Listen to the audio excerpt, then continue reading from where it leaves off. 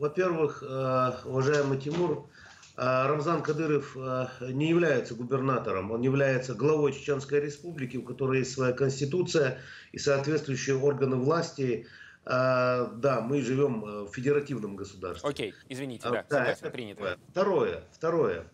Вы знаете,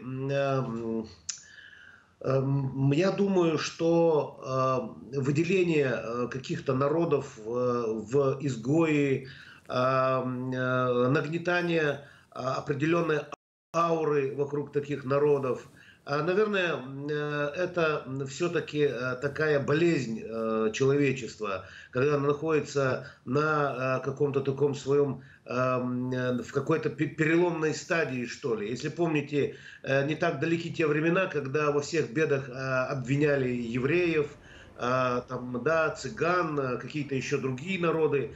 Хотя в Европе мы абсолютно точно это знаем, к нашему народу отношение нормальное. Просто там, где проходят чеченцы, независимо от того, значит, что они совершили, если это как-то можно сделать какой-то посыл негативный в адрес чеченского народа, Чеченской Республики или ее лидера, то такая возможность почему-то не упускается. И почему-то делаются акценты в просвещенной Франции и в других западных странах на национальности. Вот это вот очень странно. И это попахивает такими двойными стандартами, знаете ли. И в подтверждение этому я вам скажу, что скажем, когда профилактическая работа велась, скажем, здесь, в Чеченской Республике, когда там пытались наладить какой-то разговор с родителями убитых, скажем, там, да, террористов или террористов живых, то как бы постоянно какие-то организации находились, которые все время говорили о нарушении прав человека. А почему сегодня ни одна газета, ни одно издание о нарушениях прав человека не говорит, когда в заточении находится семья террориста?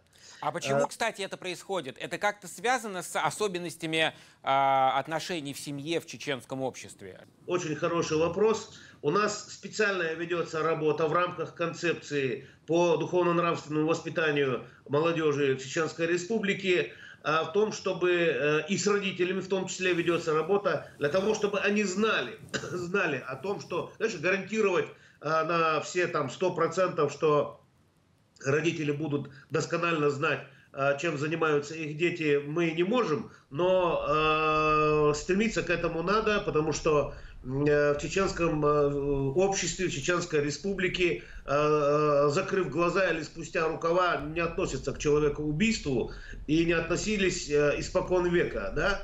То есть это есть определенные традиции, определенная ответственность перед родом убитого.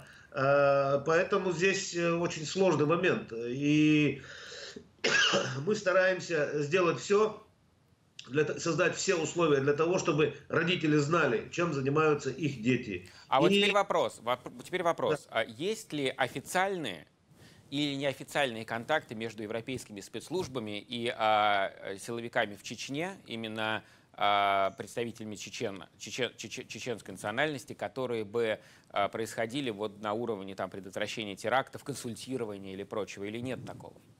Чеченская Республика является неотъемлемой частью России.